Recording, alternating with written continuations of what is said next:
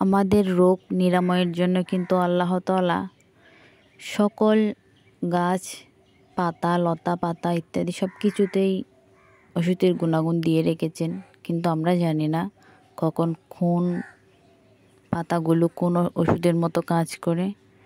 তো এই পাতাগুলো হচ্ছে তুলসী পাতা। তুলসী পাতার গুণাগুণ সম্পর্কে আমরা অনেকেই জানি। এটা অনেক বড় উপকারী একটা পাতা। এই পাতা অনেক ধরনের, অনেকভাবে অনেক রোগ নিরাময়ের জন্য ব্যবহার করা হয়।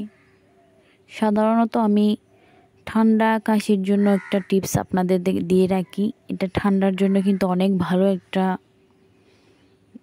বস্তু।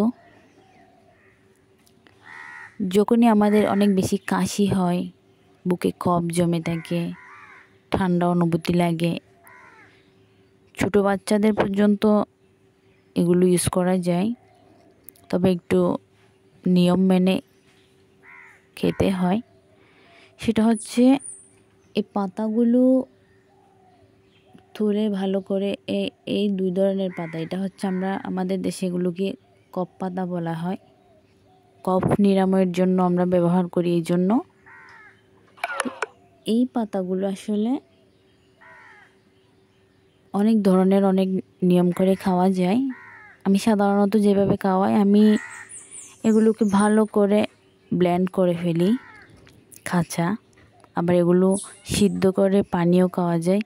আমি যেটা করি, আমি ব্লেন্ড করে ফেলি, তারপর ওই রসগুলো চেপে নিয়ে গরম করি, একটু মধু মিশিয়ে, একটু সরষের তেল মিশিয়ে যখন খাওয়া হয়, অনেক ভালো একটা কাজ দেয়।